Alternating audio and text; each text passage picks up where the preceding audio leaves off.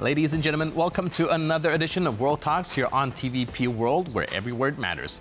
I'm your host, Benjamin Lee, and please join me and my guests on this next interview. Now, as the war in Ukraine rages on, diplomatic tensions continues to mount. Hungarian Prime Minister Viktor Orbán's attempt to mediate a Christmas ceasefire was rebuffed by President Zelenskyy, raising questions about Budapest's intentions and Ukraine's diplomatic calculus. Meanwhile, the recent wreckage of Russian oil tankers in the Black Sea has reignited concerns over Moscow's shadow fleet and the risks posed by sanction-busting maritime practices. Joining us today on TVP World to delve deeper into these developments is Louis Wierenga from the International Relations Institute of Baltic Defense College. Hello, sir, and welcome to TVP World. All right, we seem to have a little bit of issue with our audio connection. Let's see if we can make it work. Is it on my side? Hello, hello. I can hear you. All right, there we go. Thank you for connecting with us. Cool. Thank you for joining us. Now, let's take a look at Hungary's proposal for the Christmas ceasefire. Now, we do know that the latest development is the rejection of President Zelenskyy of such ceasefire. How do you think this decision aligns with Ukraine's broader approach to the ongoing conflict? Well, Ukraine has always been very clear that they are not going to sidestep, that they're going to defend their country and that they're going to do what they see fit to win with the means that they're given. And there's sometimes political discussion that may or may not align with their policy objectives. And I think that that comes from specific leaders in specific countries, this one in particular.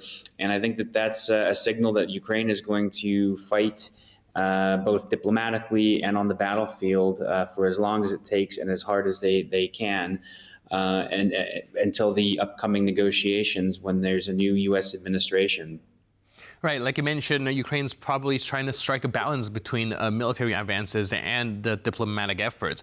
Now, these kind of ceasefire talks are usually very controversial during active conflicts. What are the potential benefits and risk of initiating such discussions at this stage of the war?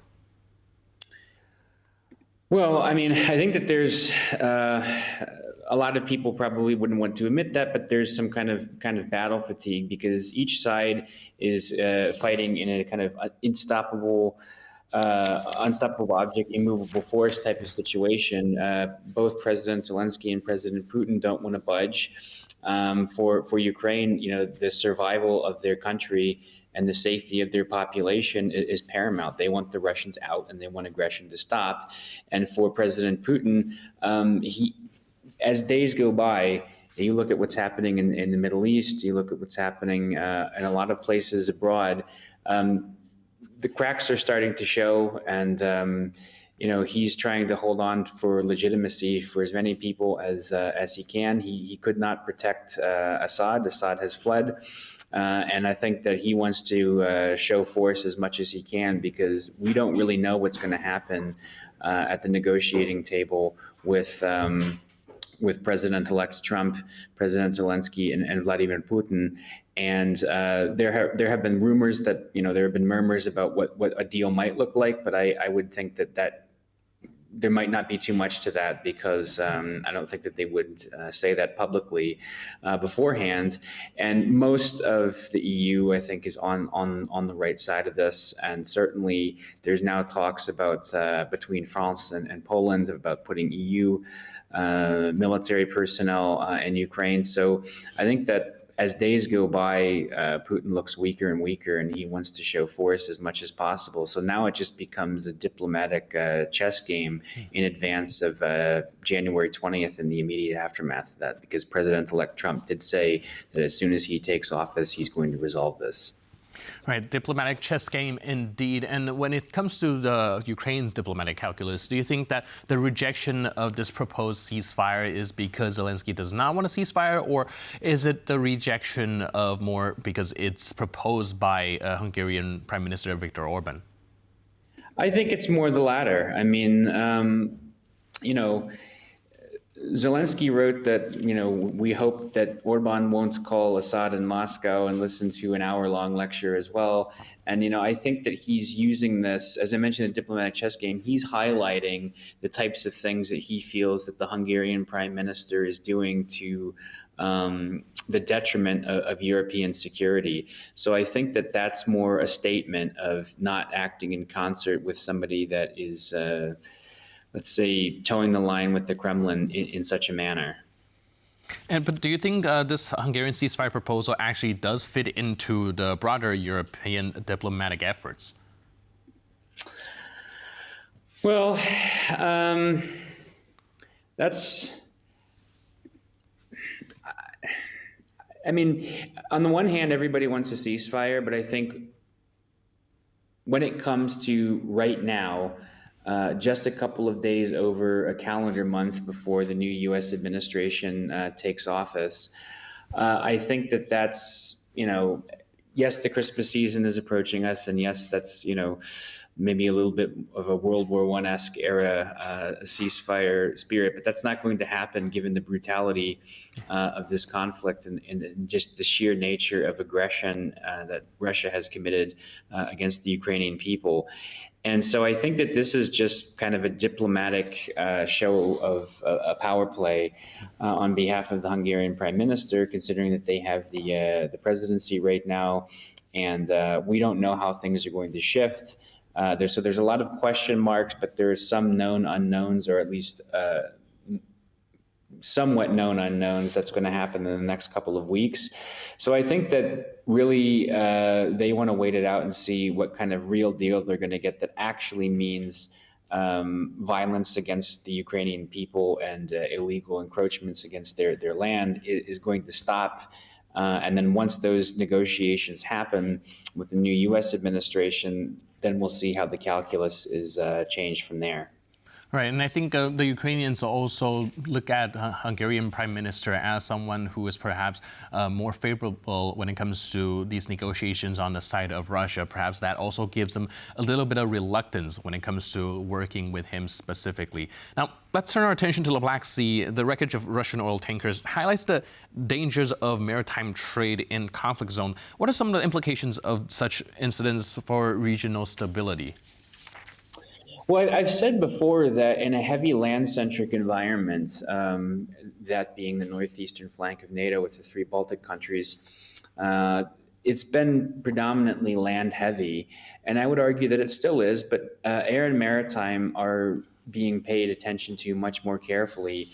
So with the new EU decision to blacklist several dozen oil and gas tankers, that's going to cut away billions of illicit fossil fuel sales from Moscow, and they will also try and sidestep and stop goods that will contribute to their war machine, especially ban technologies that would be more in the digital domain, which will help them to, or will hinder their efforts to try and surpass the EU and NATO members in terms of AI capabilities, which is increasingly becoming important. But it also highlights that, what's going to be the future of maritime security, because there's been a lot of things going on with these undersea cables in the Baltic Sea region. And there's a lot of talk about beefing up maritime security in terms of presence and also in terms of reconnaissance, maritime patrols, and that type. And so I think that there'll be more scrutiny looking at who owns these so-called shadow fleet vessels, and what are they going to do in terms of what is the EU going to do in terms of ending a clause that allows businesses to still operate in Russia. So this is becoming more and more serious. There's more and more of a presence in the maritime, and I expect that would continue, and it should continue. Right. Speaking of scrutiny, a lot of talks were on sanction enforcement, and that being a very key component of international response to the conflict. But is there a possibility that allowing these shadow fleets to operate actually is a result of some of these sanctions skirting operations conducted by Russia and perhaps its partner, who also do want to go around these sanctions and still continue their trade with Russia? Oh, absolutely. I mean, in order to evade sanctions, the so-called shadow fleet uses flags of convenience and intricate ownership and management structures, as well as a variety of different tactics, which conceals what their cargo is. and they use this precisely to get around sanctions. And Russia depends on this shadow fleet to a large degree because they need it to maintain their oil exports. So disrupting these activities more concretely is needed. So